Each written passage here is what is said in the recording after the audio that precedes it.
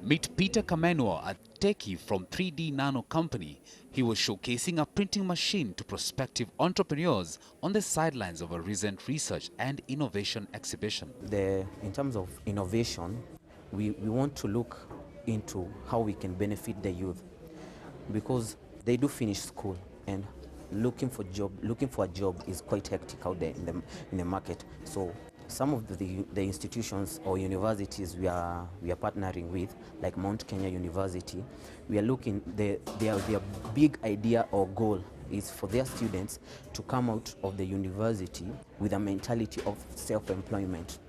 How are they going to create a business from nothing and be able to grow it up to be a success at the end of it? So owning a 3D printer, it's termed as a microfactory. Having that, you have the capability of producing and manufacturing while still you have a limited space, whether it's home or you are going to set up a shop. Amritpal Singh is also an exhibitor who's keen on developing a prototype machine for elaborations to be used by engineering and science students. So here is a miniature lathe machine. So what students they can do turning, grooving, cutting, all these technical terms. You know, in the world, what is going on? Students have the degrees, but they don't know how to use these machines. So that's why they have made these small machines for the training purpose.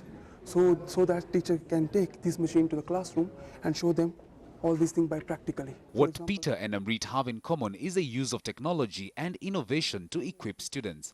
Innovation is a key pillar in Kenya's Vision 2030 as a crucial element for economic growth. That has encouraged learning institutions to follow suit. Some of the students have good ideas. Actually, some of them have what we call innovations. But these innovations are raw, so they need a lot of improvement. Some of them are not even practical. So for you to be able to tap the best and to be able to improve on them, you have to create what we call incubators. So at the incubators, you get the students with the innovations, then you put them in the incubators or incubation rooms. You bring mentors to them. You cannot do things the same way all the time. Yeah, there is change. Furthermore, there's so much climate change issues that are affecting the people around. And unless we get answers to this, we can then be able to move our issues forward and be able to achieve Vision 2030. Unless we do research, we'll never know what is affecting a mother, what is affecting somebody else. So we need research to be able to move towards Vision 2030. On the other hand, Kenya's education system is mainly pegged on classroom teaching with less focus on science and innovation.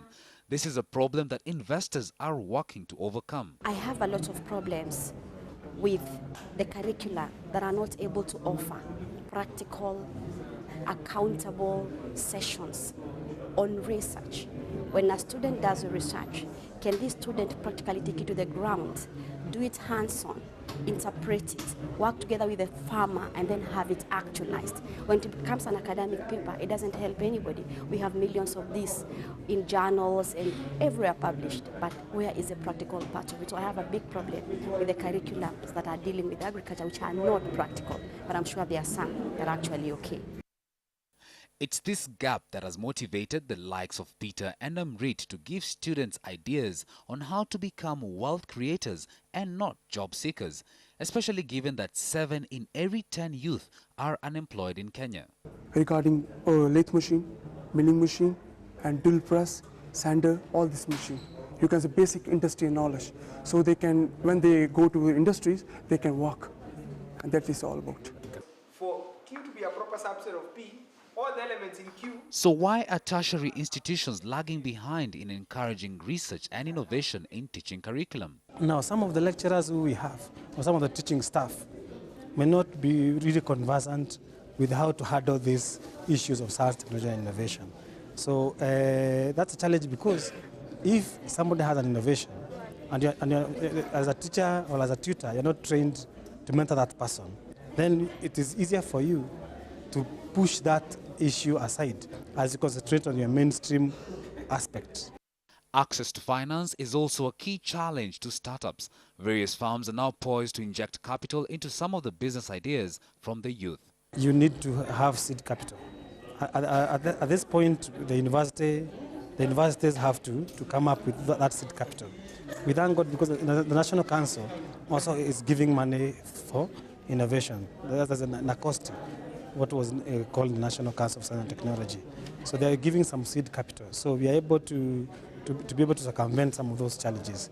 Innovators like Peter and Amrit can also use business incubation centers to pass on these technologies to a wider number of Kenyans. For Eye on Kenya, I am Laban-Cliff, Onserio.